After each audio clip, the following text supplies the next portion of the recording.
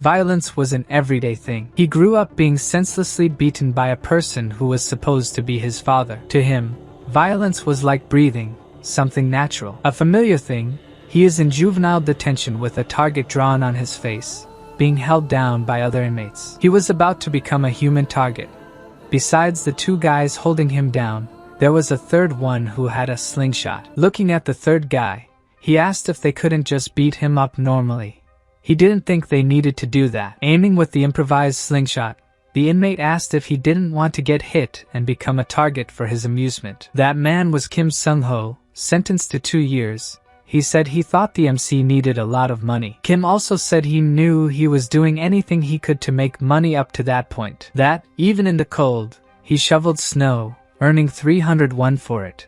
He shoveled as much as he could. He knew that he warmed their smelly shoes for 101. Kim also mentioned that for 201, he served as their dog for a day, being very realistic in playing the role of a dog. Kim was now willing to pay an incredible 501 to use him as a human target and hit him with the improvised slingshot. The MC would do it for 501. He just closed his eyes and, sweating, said he would accept being his target. Juvenile Detention Center, a facility for criminals under 18, the place where all the atrocious teenagers are. A place where violence and crime happened every day. Kim, letting go of the rubber band, said it would be funny if the coin got stuck on the other's forehead. Pulling the rubber band to hit his human target, it ends up snapping and misses the target. Kim and the other thugs still held the boy by the arms when they saw the 501 coin flying through the air between them. The coin bounced off several places until it lost speed, landing in the latrine of that prison cell. Kim asked the other thugs if they had any rubber bands,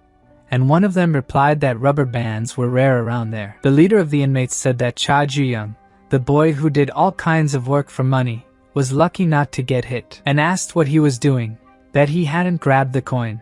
So the young man thanked the boss, thinking he was lucky even that day. Kim thought better of it. It would be too easy to let this go. So he ordered Cha Ju-young to get the coin out of the latrine with his mouth. The boy, standing there looking at the coin in the latrine, thought about the reason he needed the money, to decide if he would have the courage. Even the other inmates thought the situation was a bit much and warned the boy that someone had severe diarrhea in there the day before. But he didn't care, diving headfirst into the latrine. It was embarrassing and disgusting to see that boy with his head inside the latrine, picking up a 501 coin. He was splashing stinky water everywhere and had become an absolute legend. He sold his soul for 501. While the people around were disgusted by the scene, he had the coin between his teeth, thinking that with those 501, he had just made 50,001, not caring about the stench or the embarrassment. One of Kim's gang members tells him it's time for a break. Time passed quickly thanks to the entertainment they had. He tells Cha Ju-young to go out last since he stinks of excrement, and they laugh at the boy. The inmates commented that Cha Ju-young is an idiot. He ended up like this in just a month. He simply gave up on being human. These were the comments the gang made in the hallway. Remembering that Cha Ju-young was there, locked up for attempted murder, he was sentenced to 3 years in juvenile detention, but could get out early for good behavior. Kim says nothing beats money, and the inmates questioned why the guy was so obsessed with money. Maybe he owed someone. A prison guard announces, "Prisoner number 7199, you have a visitor." The MC asks who it was. The reason he was going through all those things to save money. He had an important reason for it. Seeing him, the girl was worried because his face looked thin, wanting to know what was happening to him there. Diyun was his childhood friend and asked if they weren't feeding him in prison or if he was getting beaten up there too. She calls him an idiot. She had already told him that the first impression is the one that stays. He should have at least poked someone's eye out. The MC asks seriously why she visits him so much. It's a waste of money. But she is the only one who visits. She even stood up from the chair she was sitting on and, looking furious at him, asked if he thought she looked like a beggar. Showing the jar with the coins he had sent her, she asked him to explain where he got that money. Even though she had no parents, she wouldn't accept that suspicious money, and he still asked why she was returning it. She says it's because of the promise they made, that they would live together in Seoul as soon as they graduated from high school. Continuing, she said she would take care of the money, so he just needed to take care of his body. Everything passed so quickly, and the prison system employee announced that visiting hours were over. Saying goodbye, she told him that all he had to do was think about getting released soon and getting out of there. She also asked him not to push himself too hard, and that was a promise, so she left. He remained there seated, saying goodbye to her, reflecting on what they had talked about. Now, he was thinking about the promise they had made. His thoughts went far, and he started seeing his memories of when they made those promises. Diyun was in the hospital, injured and with dirty clothes. The boy was apologizing for his father's behavior, who seems to be the reason she was in that state. His response takes the girl by surprise, making her push him against the wall, asking if he was kidding. That was not the time for him to worry about others. His father had been hospitalized because he threw a vase at his father, and if he didn't wake up, the young man would have trouble with the police. The MC says it's okay, considering the domestic abuse he had to endure. The punishment he would receive shouldn't be too severe. But during his trial, Cha Ju-young was sentenced to 3 years in prison. The MC was in shock when he received the sentence. He didn't expect to receive such a severe punishment. Diyun was there when the guards took him to the penitentiary where he would spend the next 3 years. She was very worried about him, asking him not to skip meals and that if anyone messed with him, he should tell her. She said that this was a promise they were making, while the MC said goodbye with a sad look. She stayed behind while he was taken away by the guards. Even in prison, causing problems could extend his sentence, but being a model prisoner could reduce it. Cha Ju-young reflected on the time he had to spend there, looking at a photo. He thought he could endure 3 years in that hell. At least he had a photo of him with Diyun as solace. One of the times he was looking at her photo, Kim appeared, who was there for being a pervert. When Cha Ju-young heard his voice and realized he had seen his picture with her, he quickly hid it. Kim asks if she was Cha Ju-young's girlfriend, but the MC says she was a friend, and the other thinks it was unrequited love. Reaching out to him, Kim wanted that photo,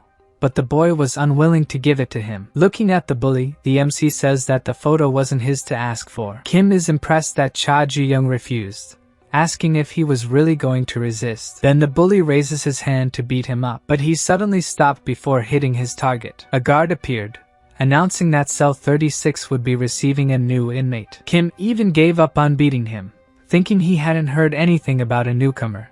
The bully thought he owned the place. Inmate 3397 entered the cell under a shadow that prevented his face from being seen. The guard was pleading with him, saying, "Please, just don't cause any trouble. We'll be watching for now." One of Kim's gang members said he knew this guy. He had killed 7 delinquents from his school. Ma Jae-am, who killed 7 people, was sentenced to 20 years, the harshest sentence from the juvenile court. Hearing this, all the other thugs in there kept an eye on the newcomer. Cha Ju-young was also shocked by the information, unable to believe the guy had done something so terrible. The inmates were somewhat apprehensive about what Ma Jae-am had done and, until then, hadn't messed with him. Kim told his partners to stop being idiots, seeing that they were all scared of the newcomer. He questioned if it mattered if he had killed 7 people.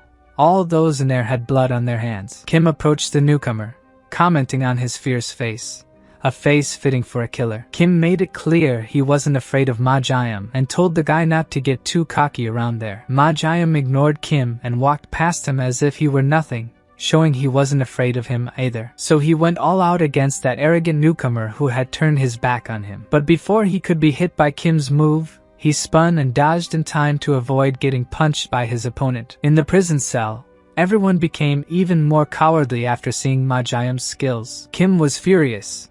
He didn't want to let it slide after being humiliated like that. But before he could do anything, Ma Jae-am spun around, ready for a counterattack. Watching the fight, the MC noticed that the newcomer was different. Being a guy who had killed 7 people, he seemed to have something different about him. Suddenly, Kim managed to dodge the punch that was about to hit him and counterattacked with an elbow to Ma Jae-am's face. Now, that newcomer was in real trouble. The MC was shocked.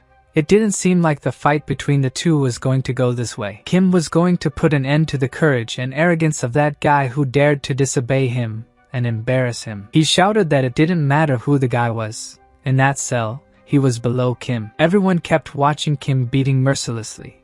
The MC was sure that from the way the guy was, he wasn't a weakling. Ma Jae-am was full of marks from the punches he had received from Kim. The other inmates in the cell could only watch the newcomer being beaten, and the MC wondered if he was really just a weakling. In the cell, Everyone served Kim as he pleased, and the newcomer remained without making contact with the others. Kim ordered Majayam to get him some water, but even after being beaten so much, the newcomer continued to refuse to follow the cell leader's orders. The MC couldn't stop wondering where Majayam had learned to act that way.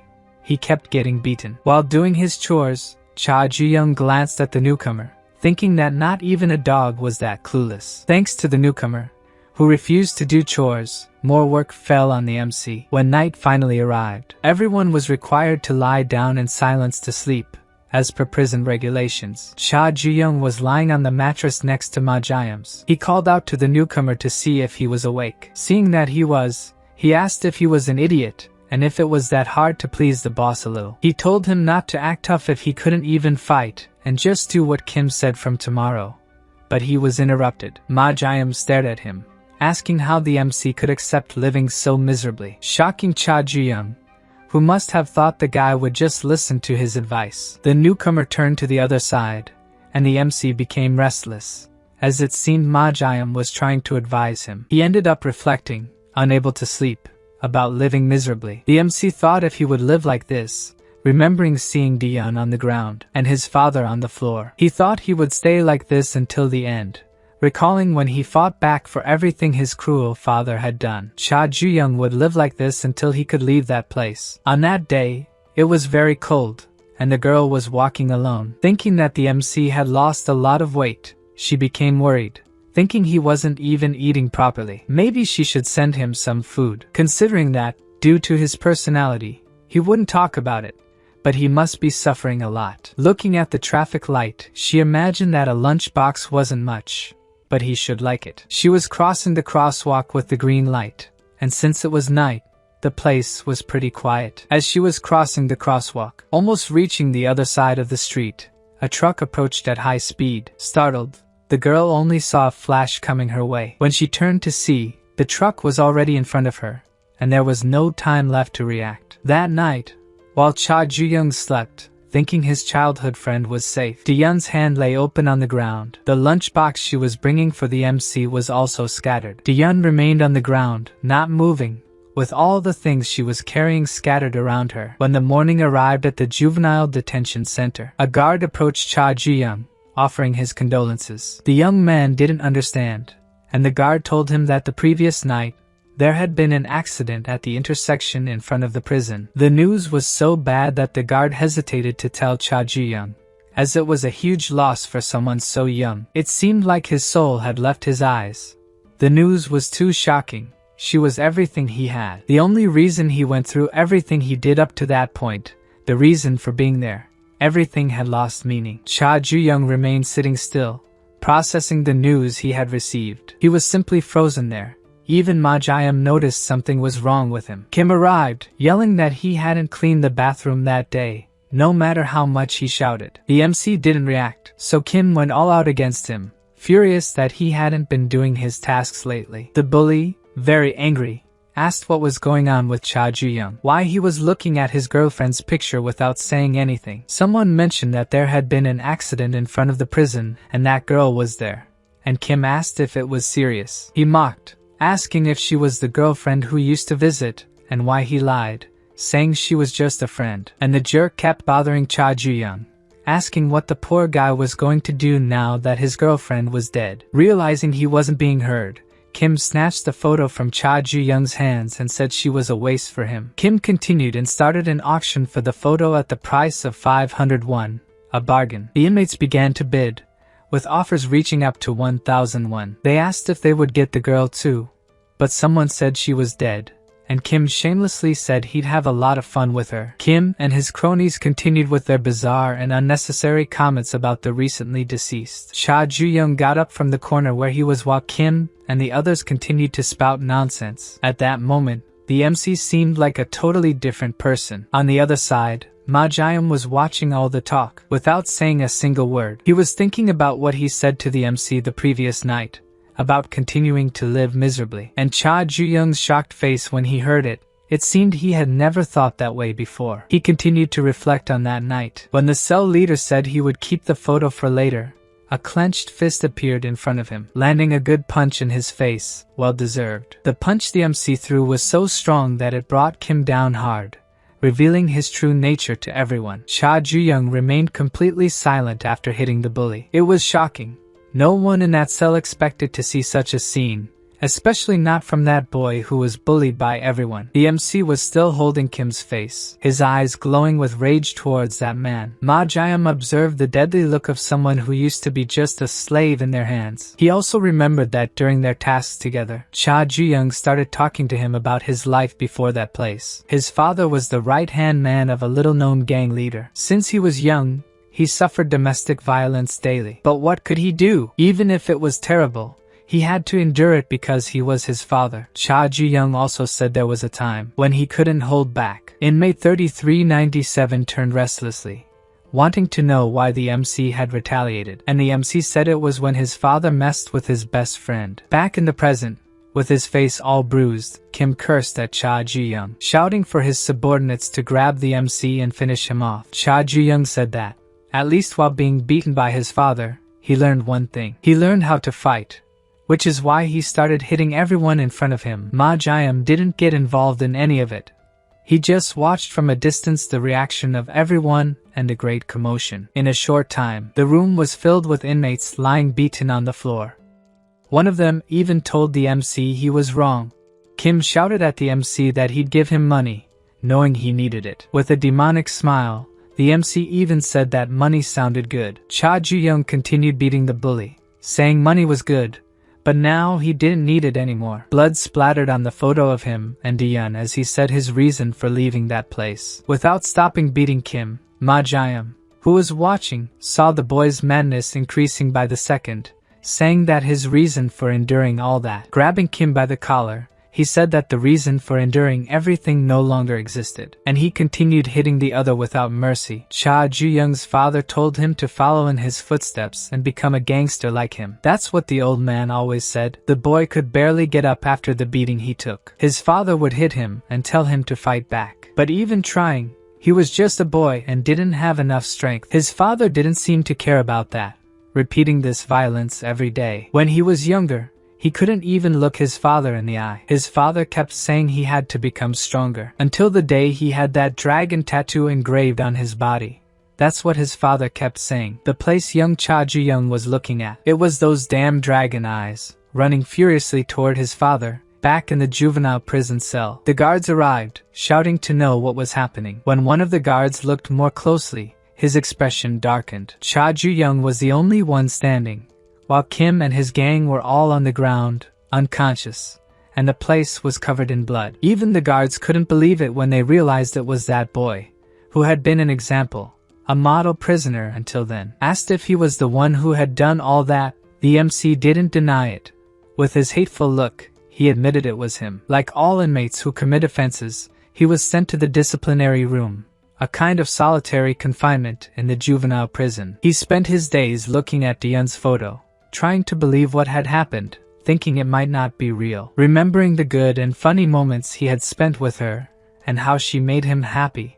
His few moments of joy in life were with her. She would get annoyed whenever she saw Cha Ju-young's face full of bruises from the beatings he constantly received from his father. She would say what kind of father hits his son the day before his first day of high school, thinking Cha Ju-young should do something about it. His father was abusive and also a very absent parent, not present at important moments in his son's life, and Dion was moved by this. Dion was bothered whenever she saw the boy's face full of bruises, knowing he had been beaten again by that father. She wanted to go to his house and talk to him about what she thought of it, but she had made a promise never to go to their house. He would tell her that if she broke the promise, she would have to call him Big Brother for the rest of her life, making her embarrassed and always changing her mind. She said he really knew how to put her down, especially being someone like her who didn't have a home. Dion's dream was that, after graduating high school, she would move to Seoul. She was Cha Ju-young's only friend and knew that if she left,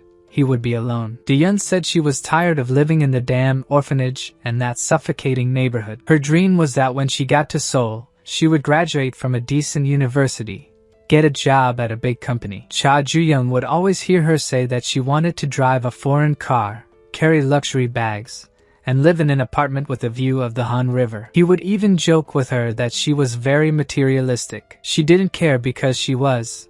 Those were her dreams. Since he didn't want to be alone when Dion left, they made a promise to go together and leave the orphanage behind. Dion made him promise that if he didn't, he would have to call her Big Sister for the rest of his life. People thought it was cute to see them together on the street and asked to take a picture of the couple. The protagonist explained that Dion was his friend, but they still took a picture of them, and that was the only photo Cha Ji-young had of the two of them. The prison corridors were hearing a pounding sound. It was the MC punching the wall. If he hadn't come to prison, Dion wouldn't have had to visit him. He spent many moments punching the walls of that room where he was separated from the others as punishment for what he had done. No matter how much he punched the walls, his anger, guilt, and all those bad feelings didn't go away. Everything in his life until then had been very difficult, and the only thing he cared about was Dion. He thought that if she hadn't met him, she might still be alive, that it was all his fault. The guard called out to him, saying he was sorry for the unfortunate situation the boy was going through. He said he could no longer turn a blind eye to all this, and that he hadn't even touched his meal spoon since yesterday. The guard asked Cha Ji-young to relax and eat, but he remained lying on the floor, crying and saying to himself that he was sorry, as if he was asking Dion for forgiveness. In the cafeteria, rumors were already spreading about what had happened in Kim's dormitory. Ma Ji-young, who was very observant, was also aware of the rumors. He heard that the guy's name was Cha Ji-young, that he beat up everyone in the room and was sent to the punishment room. Kim, the dorm leader, had mocked his girlfriend, who had died in an accident in front of the prison, and he simply lost his mind. Hearing these rumors, he was with another guy at the next table. Staring at them, he stood up and walked towards them. He was pleased to hear there was a new dorm leader now, and suddenly he grabbed the head of one of the guys who was talking and slammed it into his plate. He asked what they were talking about without his consent and presence, pressing the guy's head with another plate, saying that he seemed to be having fun. With a strange look, like most people there, he said he would also like to join the conversation. Park Jong-chan, imprisoned for assault, still rubbing the guy's face on the meal plate, said he would like to meet this new leader. Park Jong-chan was the leader of those boys he was beating, and he asked if they would also like to rebel against him and take his leadership. They remained silent, while their dorm leader continued threatening and telling them to answer louder. They answered Park Jong-chan that they wouldn't want to take his leadership. Looking at Park Jong-chan, that juvenile delinquent told his leader he wouldn't want to have been in the conversation without him. Park Jong-chan was happy that he now knew the protagonist's name. He seemed to be plotting something. Ma Ji-young always remained silent wherever he was, but he never stopped observing what was happening around him. 1 week later, in the lovely prison, the guard was explaining to the protagonist that the guy he had beaten up was still in the hospital, and that they would release him in a week. He just couldn't cause any more problems. Ma Ji-young was sitting in a corner when he saw Cha Ji-young returning to the dormitory, and he kept watching to see if the guys would cause any trouble. At first, everything seemed fine, with him standing inside the dormitory while all the other delinquents just watched him. The MC didn't seem like the same young man who once did everything for money. Ma Ji-young was thinking that Cha Ji-young had committed insubordination against the cell leader. It even crossed his mind that now, having done this, Kim's friends wouldn't leave him alone. As soon as the MC enters that place, one of the inmates insults him. One of them runs towards Cha Ji-young, but instead of trying to do something against the MC, they asked if they could do something for him, if he was okay. Ma Ji-young couldn't understand the situation. In that hostile place, the only thing that mattered was siding with the winner. Everyone around was asking if he wanted to rest after going through difficult times. Ma Ji-young remained neutral in that place, just observing the change in the inmate's behavior. He was taking notes in his notebook without saying a word, thinking that he had learned something recently. Ma Ji-young's notebook contained notes about everything happening around him. At school, his parents, appearance, grades, and many other factors are what matter. But there in the juvenile detention center, strength is the only thing that counts. Everyone was on a break in the yard, sunbathing, where most of the time the biggest conflicts take place. Ma Ji-young was in his corner, leaning against the fence, reading alone, when he was called by Cha Ji-young, who approached to ask a question. He wanted to know why he had done that, and Ma Ji-young asked what he was talking about. The new room leader recounts that day. The day Cha Ju-young was referring to was the day he tried to kill Kim, but he was stopped by Ma Jian, who grabbed him by the arm. Thanks to him, the MC was prevented from committing another crime. Cha Ju-young says this doesn't make sense coming from someone who killed 7 people.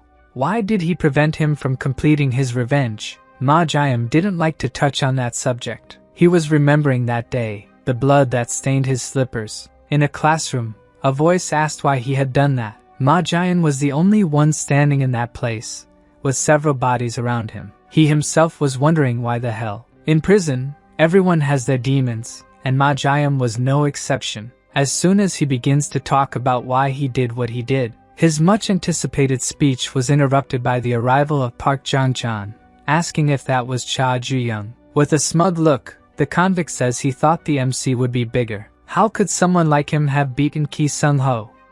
Well, that guy was a weak piece of trash anyway. Park Jong-chan looked at the new leader of Dormitory 33 and could barely wait to start stirring up trouble. Furious, he asked Cha Ju-young why he did it, why he rebelled against the leader of his dormitory. Park asked if he was that desperate to take over as room leader. Cha Ju-young told him to leave and that he wasn't interested in any of that. Park found Cha Ju-young quite insolent for the way he spoke to him and felt he should put him in his place. He had to teach him a lesson. He wasn't going to let these things keep happening. Park Jong-chan, with a strange smile, looked Cha Ju-young up and down. He said that the MC had a very arrogant way of talking. Raising his foot, he told Cha Ju-young that what he hated most were bastards like him, who don't know their place, and he kicked the MC in the stomach. Park said that instead of Kim Sung-ho teaching, he was the one who was going to teach the MC his place. He was talking while holding Cha Ju-young's head with the other hand,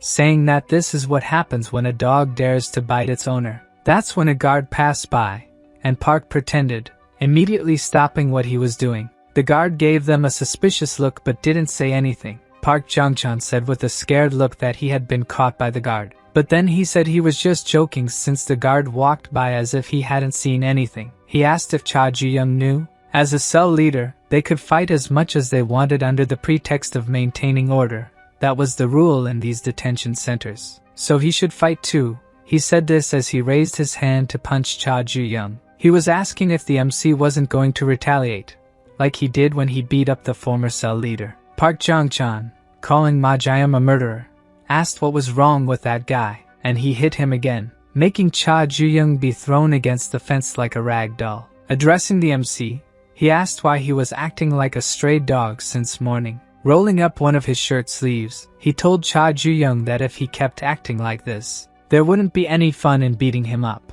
Cha Ju-young, looking at Park's uncovered arm, he noticed a huge dragon tattoo, like the one that had terrified him since childhood. That damn tattoo brought him horrible memories, especially after he lost Dion, constantly being beaten by his father, and having to face that tattoo engraved on his body. Never looking into the eyes of his oppressive father, but always staring at those dragon eyes drawn on his chest. Park Jong-chan said that, judging by his face and rude tone, he didn't seem scared. Then he asked if it was because of that, and he ended by mentioning the truck accident, referring to Dion's death, raising his arm to hit again. Before Park Jong-chan's fist could touch his face, Cha Ju-young kicked him in the face. The blow was so strong that Park staggered backward. Cha Ju-young moved quickly and grabbed the bully's arm as if he wanted to tear it off. Stepping on his face, he pulled his arm with great force, as if he wanted to break it in half. Park Jong-chan called him a bastard,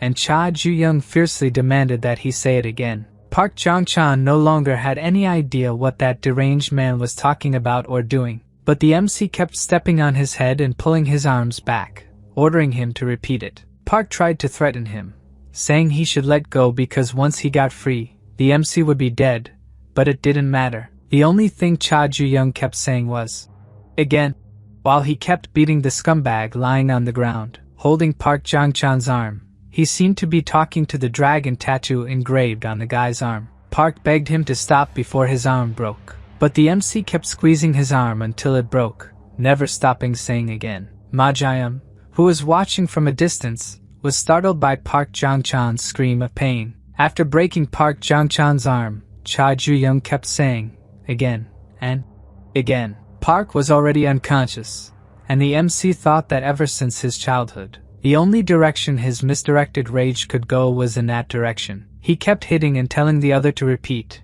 his anger directed solely at the dragon's eyes. People used to say that Cha Ju-young's father was a gangster, and that the son looked like someone who would bully others. They commented that the boy would turn out the same when he grew up. The MC thought that staying calm was what he did best. As soon as Cha Ju-young reached the gate of his house, he could hear cries for help. He quickly realized that the voice screaming in despair was familiar. In disbelief upon hearing the familiar voice, he entered the house, wanting to know what was happening. The man, standing in a room, called him son, while the young was lying on the floor. His father asked if that girl was his friend. Looking at the unconscious girl on the floor, Cha Ju-young screamed her name in desperation. The father said she had simply broken into the house and started making unnecessary comments. That he wouldn't let it slide if the father laid a hand on him again.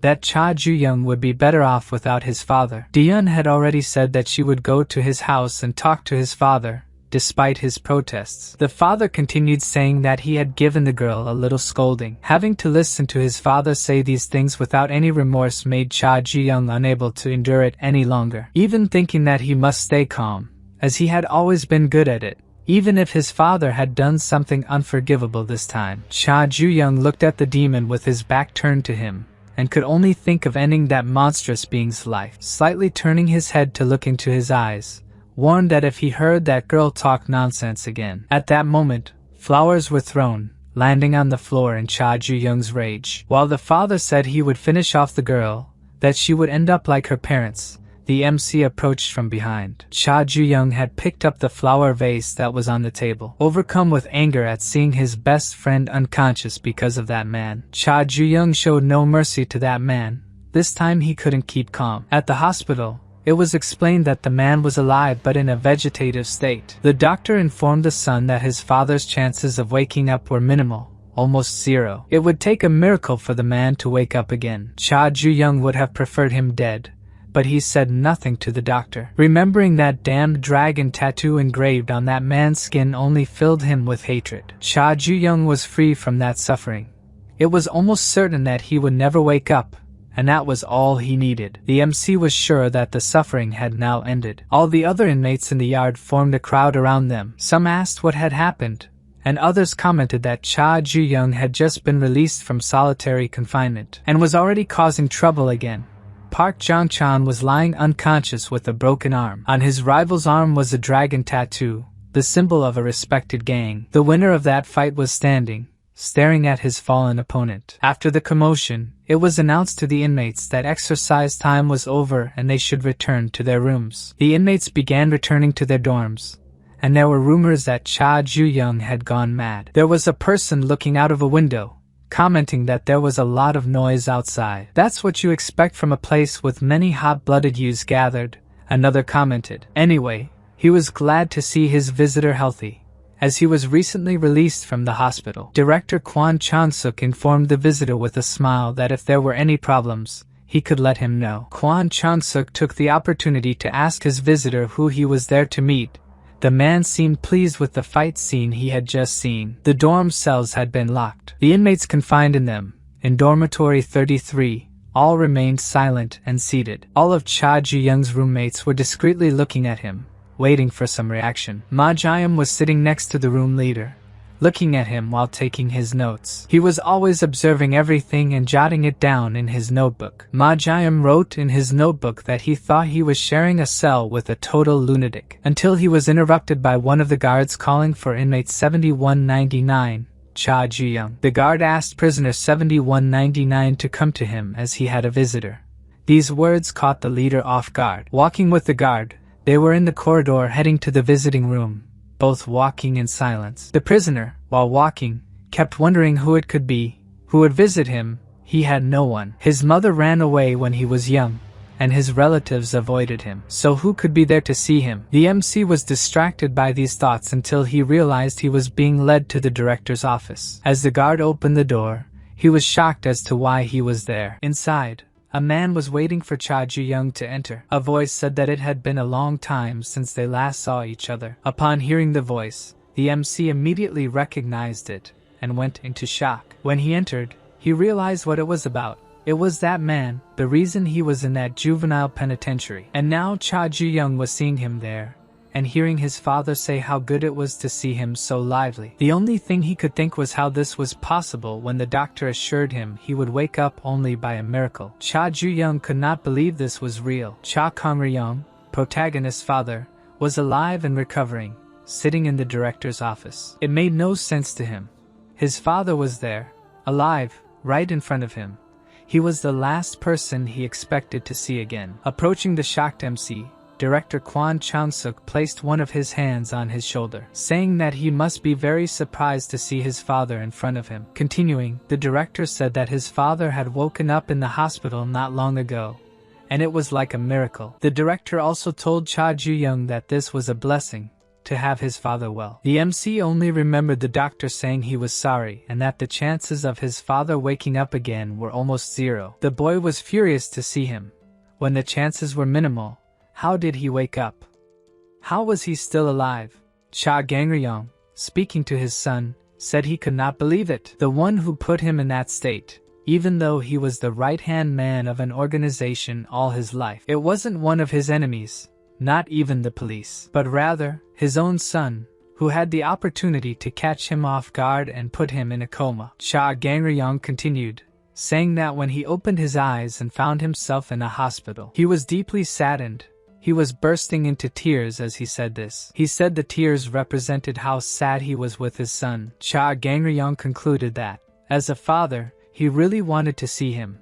A guard handed him a handkerchief to wipe his tears. The man still said that he loved Cha Ju-young. Cha Gang-ryong, looking at his son, said that there would be nothing he, as his father, wouldn't do for him. He continued, saying that he had no choice but to kill her. At that moment, his son's eyes widened. Cha Gang-ryong narrated that the girl was caught completely by surprise, with the headlights of a truck coming at high speed toward her. With the impact, the lunch boxes she was carrying were thrown, scattered near the girl's body. Even after the accident, Daeun was still alive, despite being injured. Then Cha Gang-ryong appeared on the sidewalk near her. He said that she even asked him for help when she realized someone was approaching her. But he just watched her without saying anything or getting closer. Then he approached, making the girl realize in shock who he was. He stared at the dying girl on the ground, until he asked her, who was in shock, if she was seeing a ghost. He also said that he threw back at her the words she said when she visited them,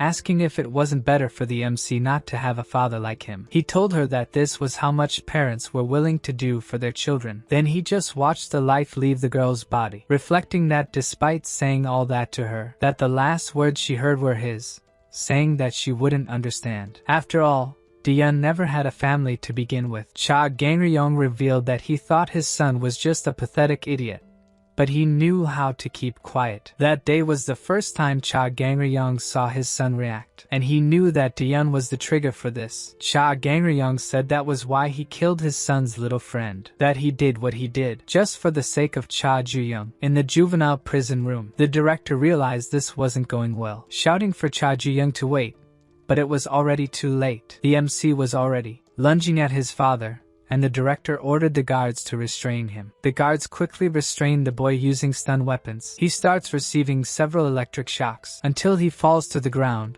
while the three guards hold him down. The director, seeing the young man lying on the ground, breathes a sigh of relief because he managed to contain the situation. The father gets up with the aid of crutches, as he hasn't fully recovered from the damage yet, and says that if the MC wants revenge, there's only one way. His father says that some of his members are in this prison. He said that right now, they were just rookies who had just gotten their tattoos, but one day some of them would become pillars of the organization. He told his son to prove he was the best among them by taking control of this juvenile prison, and if the gang recognized him, someday he might be able to kill him. Facing the organization, the Celestial Dragon. With that, he could achieve what his father never managed in life, and that would make his father's life complete and fulfilled. After all this, he smiles like a sadist and starts to leave, telling the director to take care of him. The guards notice something is wrong, but when they try to say something's wrong, the director interrupts asking what the hell is happening now. The protagonist has removed the shock cables with his own hand. As his father turns to see what he is doing, Cha Ju-young yells that he's going to kill him right now. The guards, upon seeing the scene, were stunned. The director, on the other hand, panicked,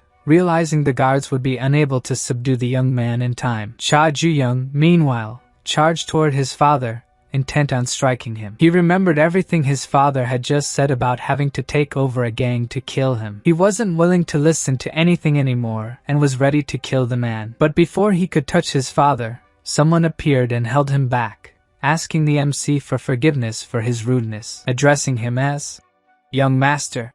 The person grabbed the MC's head. Then he slammed it into the ground, showing he was far from weak. The guards, still watching everything, were increasingly impressed. Pressing the boy against the floor, the person who attacked him said it was his duty to serve his boss, meaning he was protecting Cha Ju-young's father. Despite his power, he noticed a strong resistance coming from the boy on the ground. He was impressed with MC's strength. He was holding on with just the strength of his legs.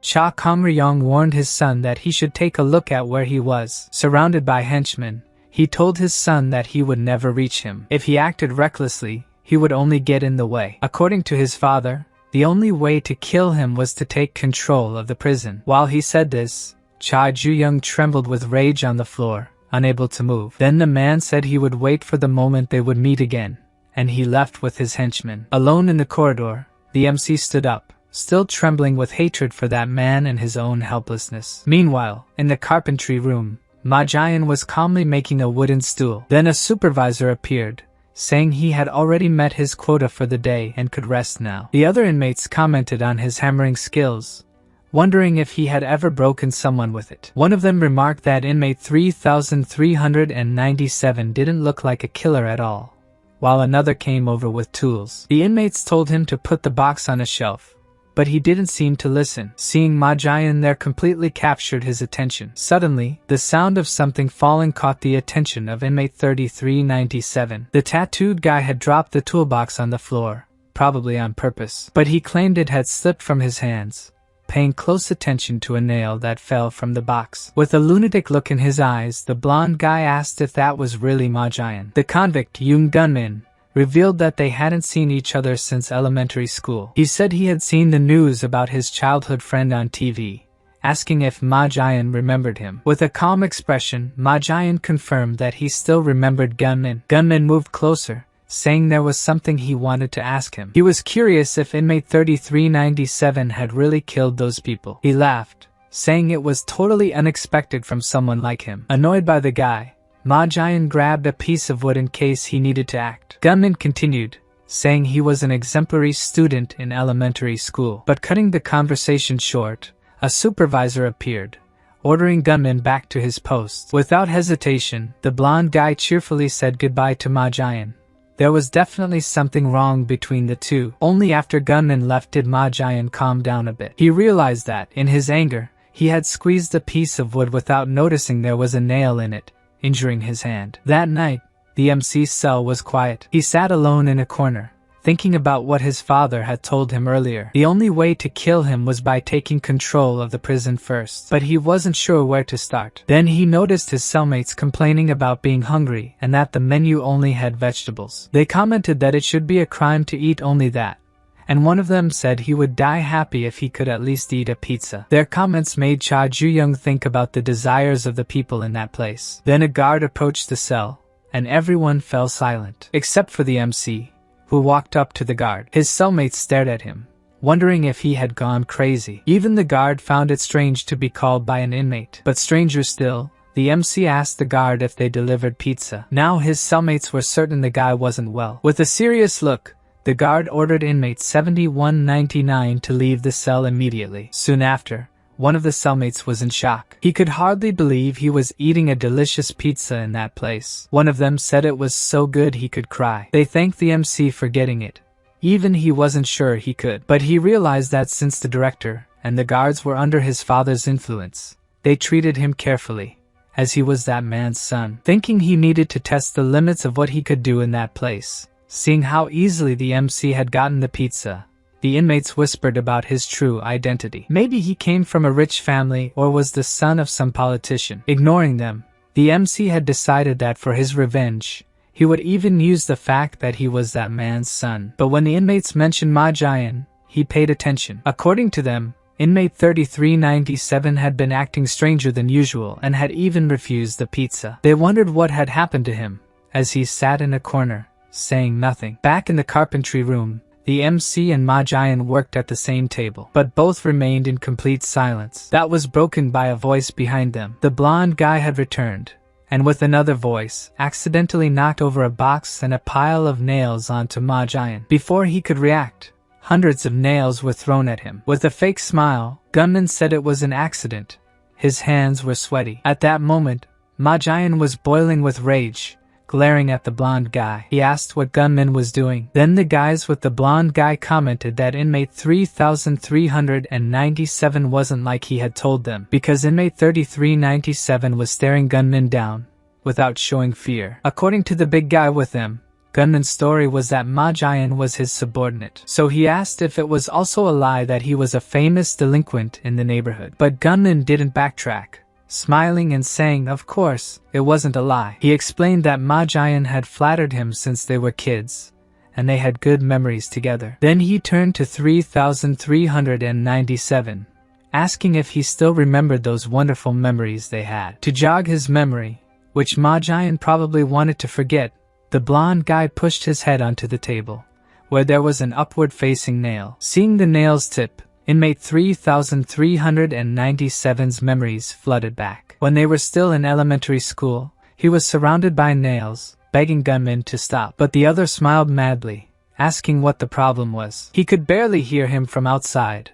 Ma Jian was trapped in a cupboard full of nails. No matter how much he begged to be let out of that horrible box, the blonde guy refused to take him out. With a smile plastered on his face, he said the fun was just beginning. He grabbed a nail and a hammer, telling the other to start counting. Inside, Ma Jian was in a panic, with no way out of that awful cupboard. After counting to 3, the blonde guy was about to hammer another nail into the cupboard. Back in the present, the inmate's legs were trembling. As his childhood friend asked if he remembered the memories they had together, Gunman's gang started laughing, noticing that Ma Jian was shaking. To make things worse, Gunman grabbed a handful of nails in one hand, saying he couldn't believe someone like that had killed anyone.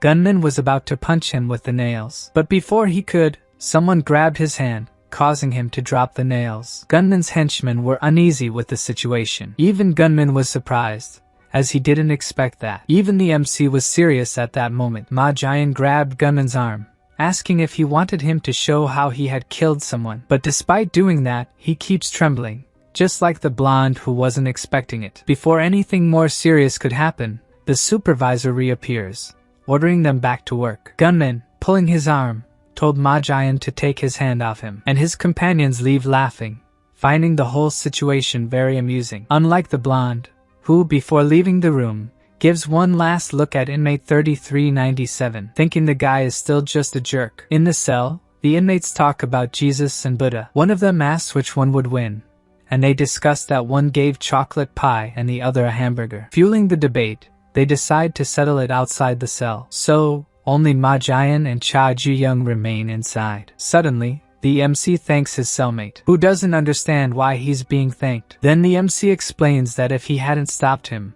he would have ended up staying there for another 10 years. And he says he has a reason to get out of that place. He shares that the person who killed his friend was his father. As far as Ma Jian remembers, the MC's father was in a vegetative state, but Ju-young says it's a long story. In any case, he believes that thanks to inmate 3397, he might be able to get out of there soon. The inmate stays silent for a moment. Then he says that the MC must be joking to say those things to someone who's going to be stuck there for 20 years. Ju-young tries to fix what he said and promises to repay the debt he owes him. Ma Jian just nods, and the two fall silent again. The next day, a key is handed to the inmate. According to the woodworking room supervisor, he had something urgent to take care of at home. So, he leaves the key with him and asks him to clean the room. Left alone in that place, Ma Jian notices a moth on the workbench. It triggers old memories of Gunman. When they were still children, the blonde showed him a butterfly. In fact, there were several of them preserved in a frame,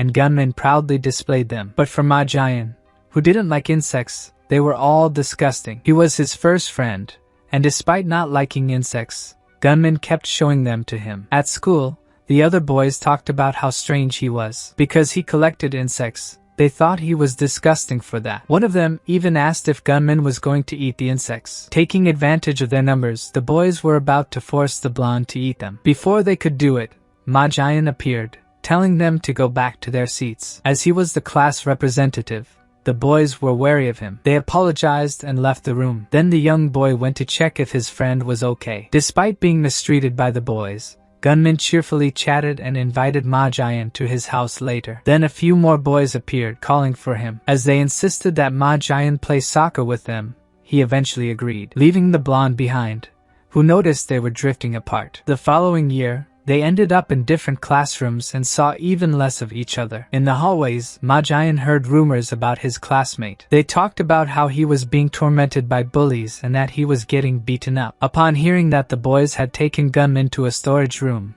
the young man rushed over, thinking only of helping his friend. As soon as he arrived at the place, tired from running, he asked where his friend was, and the bullies teased him, not revealing where gunman was. But suddenly, a familiar voice came from behind him. It was gunman, saying he was right there, scaring Ma Jian. Not only that, the blonde pushed him into a cabinet. He was in shock since he thought his friend was being beaten by those bullies. Not understanding anything, he asked what was going on, but gunman told him to shut up, forcing him inside the cabinet. Finally, he managed to stuff poor Ma Jian inside and lock the door. Behind him, the bullies mocked, saying the young man had finally caught a bug. It seemed that the blonde had to capture someone special if he wanted to join the group of those guys. Locked inside, Ma Jian screamed, trying to understand what was happening and why.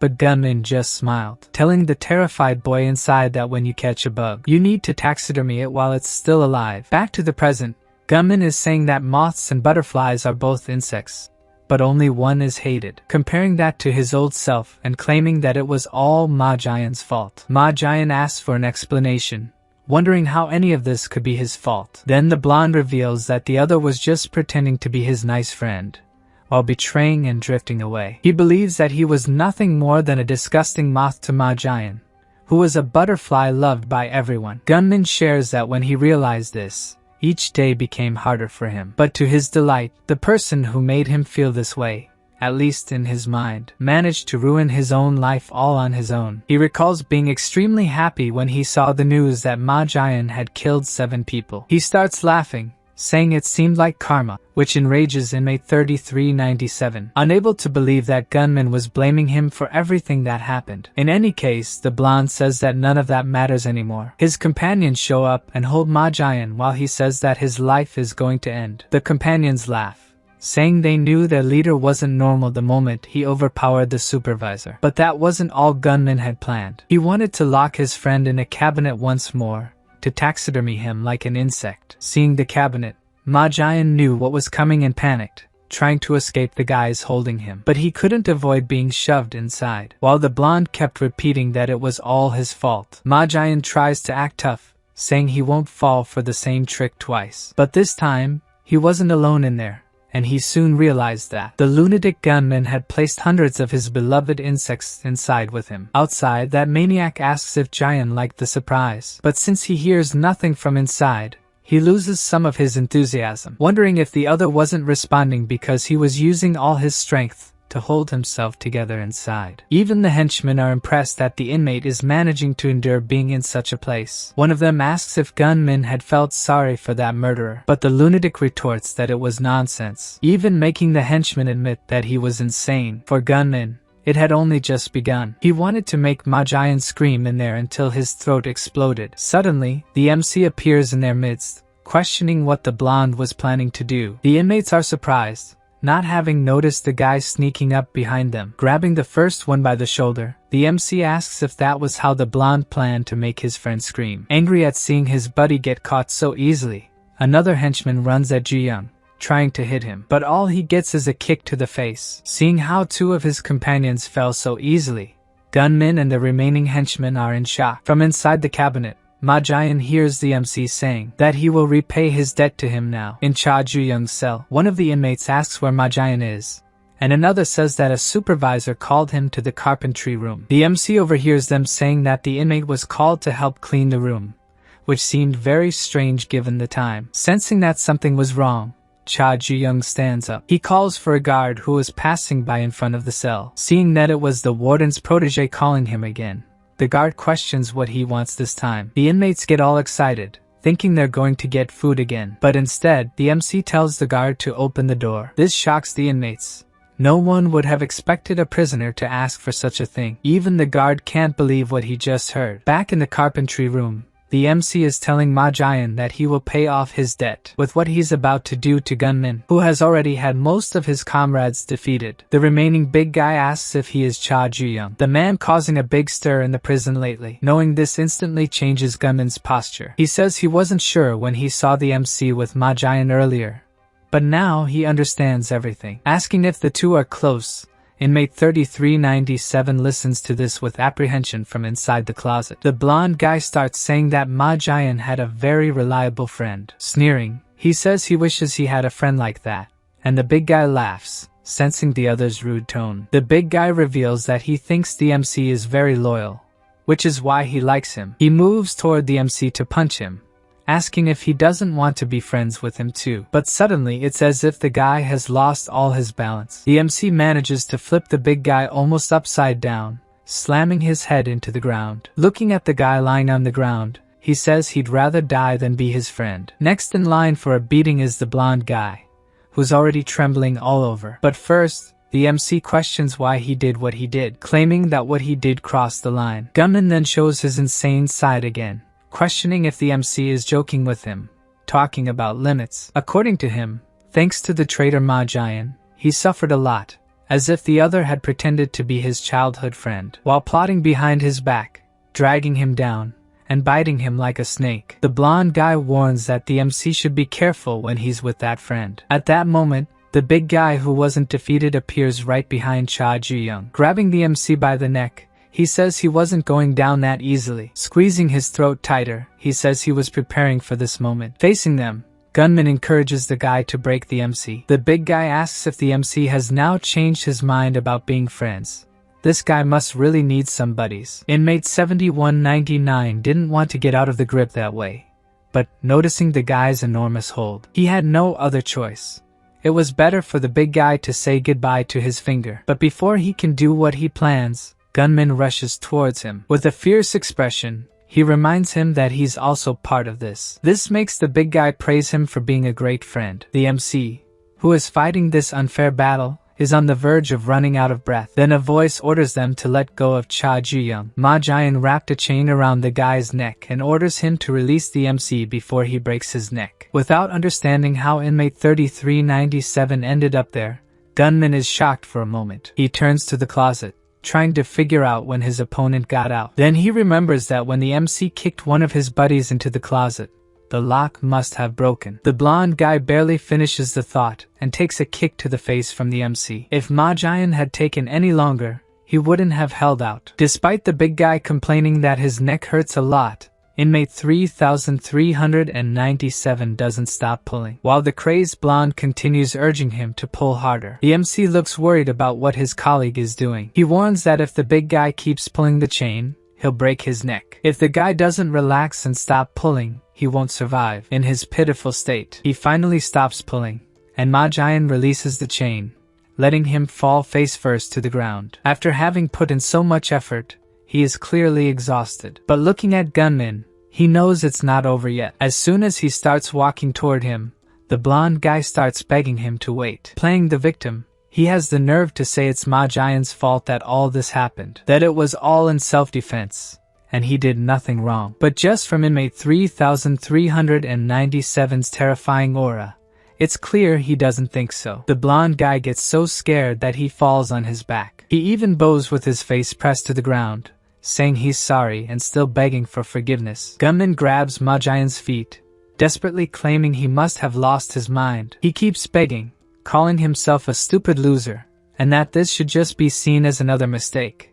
But inmate 3397 denies it, saying he never thought of Gunman that way. The blonde guy continues sweating in fear, not understanding. Then Ma Jian says that Gunman's selfish illusion has already ruined his life, and there's no changing that. After killing 7, he's already decided what he's going to do with his little friend. Walking past him, Ma Jian reveals that he doesn't hate him that much anymore, because he knows they were friends. Hearing this leaves Gunman expressionless, remembering their childhood together. It was absurd. Ma Jian was nothing more than a naive fool to him, and just as he starts thinking about what he's going to do to him, a foot approaches his head. The blonde guy takes a massive beating, leaving him sprawled on the ground. The MC, responsible for it, says that now their debt is settled. Back in the cell, the MC catches Ma Jian's attention, questioning if the guy is an idiot, which already irritates him. Then the MC explains that even though the guy had killed 7 people, he was still scared of that weakling. But the other asserts it wasn't fear. After a moment of silence between the two, the MC says he understands that, even without knowing what issues the two have, from what he could observe, Ma Jian doesn't see the blonde guy as an enemy. The inmate says his colleague must be observant to have noticed such things. Still in the carpentry room, the wounded MC asks why he hasn't left yet. To the MC's surprise, Ma Jian thanks him, and the MC smiles at him, playing dumb. Then something unexpected happens. A guy passes by him incredibly fast and heads straight for Gunman, who is lying on the ground. Cha Ju-young looks at the guy, wondering who he could be. Inmate 2163 is asking why Gunman left the cell without permission, which scared him a lot. But of course, the blonde guy isn't in any condition to respond right now. The guy then punches him, yelling that there was a cockroach in the cell. He keeps hitting him, saying there was no one there to catch the cockroach, and he thought he was going to die of fear. The MC and Ma Jian just watched the crazy attitude of the guy who just walked in. The guy gets irritated because blood splattered on his face. He starts cleaning himself, worried about germs and saying he hates getting dirty. Then, he grabs the MC by the shirt, but instead of attacking him, he starts wiping his face with it, asking if his face is clean now. The MC doesn't know how to react, and just stares at the lunatic. He tells the guy that his face is still really dirty. The guy's reaction leaves Ma Jian petrified. He charges at the MC, yelling if he looks dirty. Then a guard shows up, saying that if the job is done, he should return to his cell. Noticing there are more people there, the man asks what they were doing in that place. At that moment, the crazy guy focuses on Cha Ju-young's number and keeps repeating it non-stop. After all of this, the inmates are enjoying their free time, basking in the sun. Then the MC asks what's going on, as all the inmates from his cell are sitting around him. Gu Naomin responds that they are doing this because there are rumors spreading that the MC is really strong. And indeed, several inmates are commenting that the MC broke a guy's arm and beat up the cell's boss. If they stay close to him, no inmate will risk picking a fight with them. The MC shows that they can do whatever they want as long as they don't bother him, as he has things to do. A blue dragon embroidered with red flowers, also known as the Red Flower Dragon. The MC watches the other inmates, needing to figure out which of them has this tattoo. He wonders where the lackeys of that cursed organization might be. Seeing this, Gu Naomin asks what the MC is doing, and he explains that he's looking for something. This gets the inmate excited, wanting to know what, as he claims to be known for obtaining information. Breaking his calm expression, Cha Ju-young reveals that he's looking for a filthy tattoo. In the late afternoon, the inmates see on the news that juvenile gangs are losing control, extorting money and goods. While the news speaks of violent acts, the MC finds it all ridiculous. To him, these juvenile thugs should rot in prison for the next 1,000 years. Only after saying this does he realize that the place he's in is full of these delinquents. One of the inmates comments that not everyone there is bad, and says he'll tell how he ended up there. He tells of a legendary tekbaki shop in his neighborhood some time ago. He was a regular customer, and the flavor was incredible, until something happened. A congressman's son, relying solely on his father's influence, showed up. He ordered the famous tekbaki from the shop, but as soon as he started eating, he got angry that it was made of rice cakes. So the idiot started destroying the entire shop because he wanted the tekbaki to be made of wheat. When he was about to destroy a picture frame, the inmate stepped in and stopped him, claiming to be the leader of the tekbaki enthusiasts. The fight ended with the inmate's triumphant victory, and he became the hero of the shop, according to his story. But since the guy was the son of someone important, he used his father's influence, and the guy ended up in that prison. Even so, he triumphantly says he regrets nothing, though the other inmates claim it's all a lie. They laugh, saying Gu Namin is a big liar. Apparently, he'd been caught lying in his previous cell, and it didn't end well, but he still hasn't learned his lesson. The MC stays silent, listening as Namin defends that his stories are based on real events. Then he says it didn't seem like the guy was lying,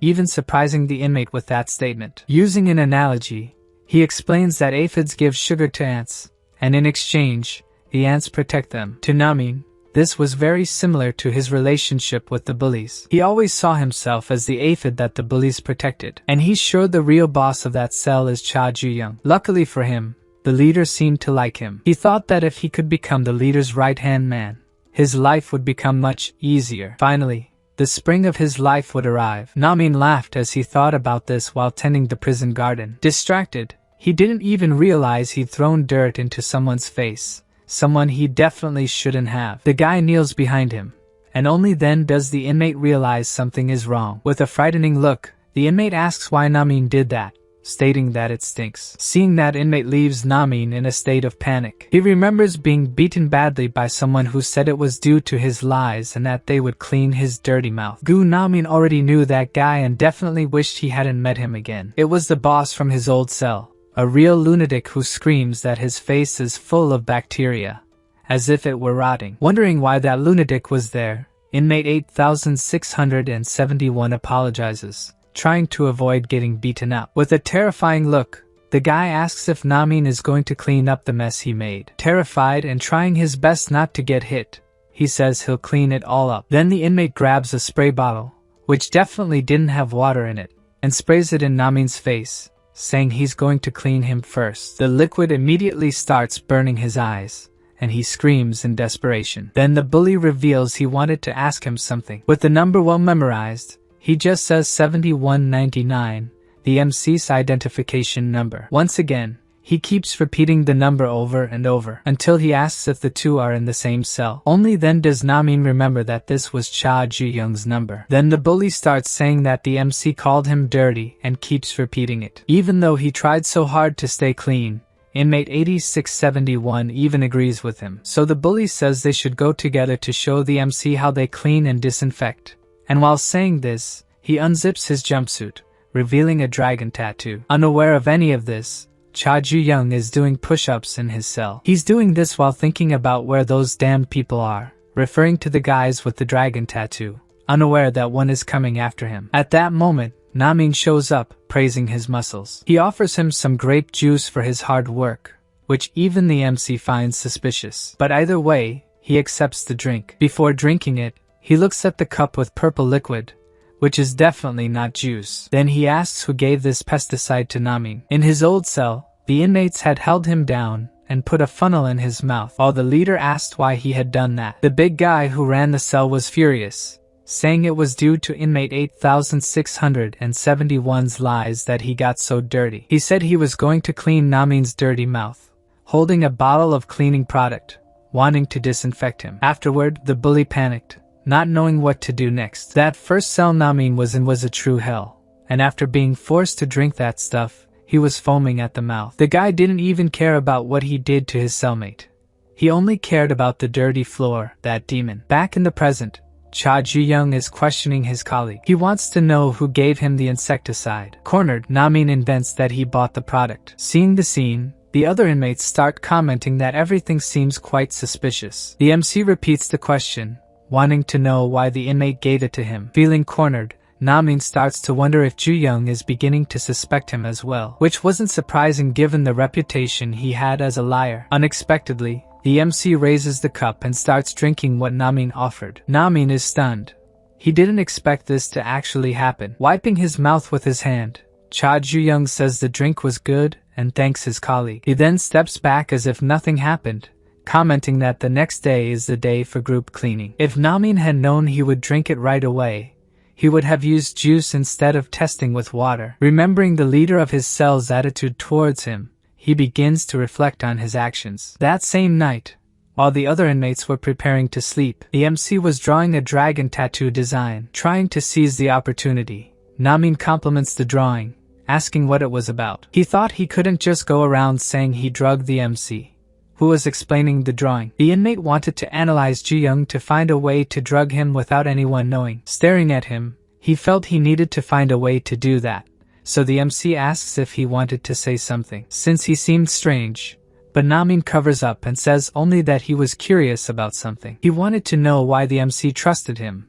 Given his reputation, Ju-young should be more cautious about that. But for the MC, if he was able to deceive others, it meant he was smart. Someone that smart wouldn't be his enemy with stupid lies. So he stands up, saying he's going to turn off the lights and suggests that inmate 8671 also go to sleep. At that moment, something catches Namin's attention. It was the drawing Cha Ju-young had made earlier. The next day, the guards are telling the inmates to clean as much as they could because the Ministry of Justice would conduct an inspection. So everyone there is working hard to get the place in the best possible condition. In another corner of the prison, Namin is being reprimanded by the bully, who says he had promised to disinfect the MC. With a threatening look, he asks if the inmate had given up. But Namin responds that he spoke with the cell leader and that he was sorry for calling him dirty. He then even invents that Ju-young is introverted and asked him to apologize on his behalf. However, the big guy knows him well and knows he's lying. As punishment,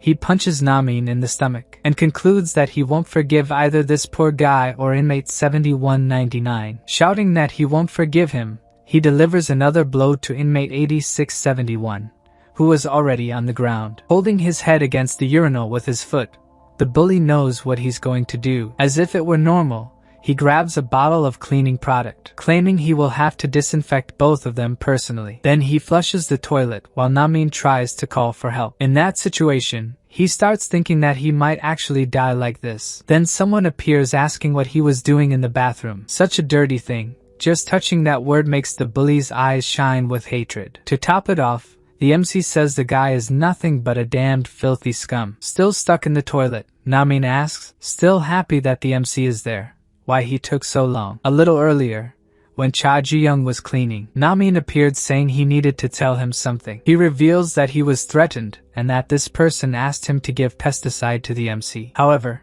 calling himself a man, he pours the product on the floor, claiming he would not betray a friend, that he would not give in to these threats. Namin says that even knowing this will have terrible consequences, he refuses to do it. And there's one more thing, about the dragon tattoo the MC had drawn earlier. The inmate claims he had seen a tattoo like that on the guy who threatened him. Now he attracted Ju-young. Namin reflects that just as the MC had referred to him earlier, he was indeed a smart guy. Back in the bathroom, Ju-young starts shaking his hand, saying he accidentally got it wet, which triggers the bully's cleaning paranoia. So he approaches, wiping his hand on the guy's overalls, starting to curse the MC, feeling infested with germs and frothing at the mouth from so much hatred. The bully starts shouting that he will disinfect him entirely, but the MC grabs him by the collar. He flips him upside down and slams his head against the floor. Seeing the dragon tattoo on his chest, Cha Ju-young is sure he found the right guy. On top of the bully, he asks if he was the one who threatened Namin to have him killed. Watching all this without having been able to get up yet, Namin thinks he was very lucky, because thanks to what happened, the MC is feeling free from guilt to beat this guy up. Some time ago, there was a rising star in martial arts. His signature move was grabbing the opponent by the abdomen and squeezing as if he were going to burst them. But in reality, that was a dirty tactic to block the opponent's hands, so they couldn't forfeit the fight. But after a certain day, no one ever saw that move again, because ironically, the star known for playing dirty had developed a terrible weakness for a fighter,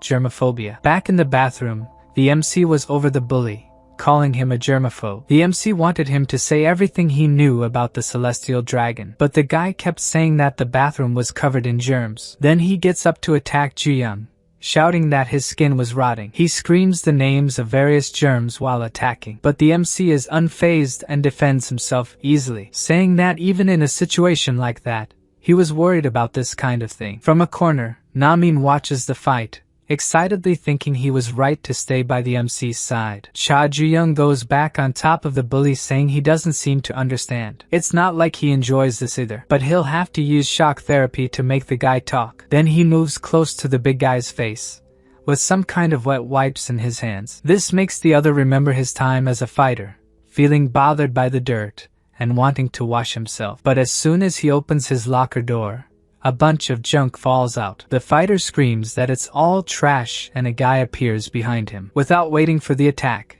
he is easily thrown to the ground. His attacker says he heard that his germophobia was so strong that he couldn't even grab opponents. And since he's still lying on the ground, that must be true. The guy says he was mocked a lot after vomiting in the arena when they fought, calling the germaphobe human trash. He wants to shove a piece of garbage into the bully's mouth. This sends him into a panic, that dirty thing making contact with him. Then his opponent moves very quickly, just like what's happening with the MC at that moment. Despite all his disgust, the inmate manages to grab the MC and pin his arms like he used to do in his fighting days. For this guy, anyone who leaves him dirty deserves to die in the worst possible way. The pain of having his limbs squeezed is excruciating, and the other inmate assures him he's going to squeeze him until his guts explode. The MC is completely trapped, with no way to escape this guy. Namin, who's still watching the two, is starting to panic. Inside the bathroom stall, he tries to decide if he should help Ji-young, but looking at the two,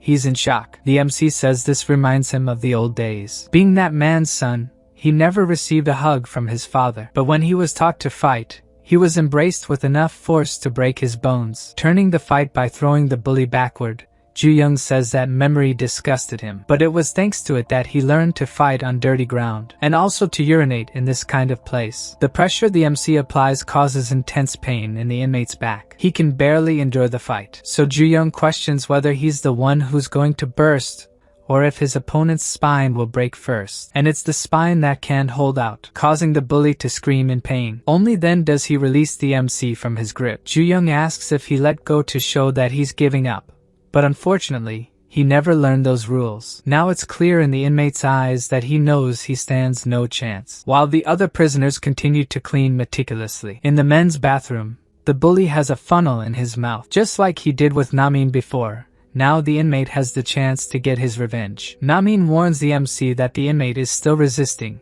saying they'll have to resort to other means. The MC begins to open his clothes, revealing that he didn't want to do this. Among all the things they could do in that place, this was definitely the most shocking of all. While the two prepare for revenge, Namim still mocks the bully, telling him to open his mouth wide because lemon juice is coming. The protagonist wonders what it will taste like, while the fool just gets more desperate. After enjoying the free juice, they ask him to cooperate with the information. The MC tells him to say everything he knows about the heavenly dragon. Then we see a tattoo artist saying that even though he's a germaphobe, he doesn't need to worry. Everything there is sterilized. She is tattooing the dragon on him and asks if he knows why the organization hires trash like him. The dragon represents power, and the flower symbolizes vitality. But no matter how beautiful the flower is, one day it will wither. That's why the dragon is always looking for new seeds, and the young, unlike adults, are full of potential to grow. Depending on the environment and experiences they go through, they can grow tremendously. So they recruit this kind of people to cultivate them, and the seeds that grow this way blossom more beautifully than those of the heavenly dragon. The bully says that's all he knows since he's a low-ranking member, and asks to be let go now. But memories of when the protagonist's father did the same to him fill his head. He had been training him since he was a child to make him bloom faster. Namin calls out to Ju-young, who seems lost in thought. The bully wants to know why his enemy is so interested in the organization, and asks if he wants to join the organization too, and if he does, he can recommend him to the higher-ups. But the protagonist's response is a bit aggressive. The desperate guy says he's already told him everything he knows, but Ju-young tells him to shut up, and that this punch is just because he pissed him off. Guys, the video is over. I just wanted to ask for your attention real quick. For those who aren't subscribed, please subscribe and leave a like, it helps a lot. 87% of the audience isn't subscribed, so if you want to help, please subscribe.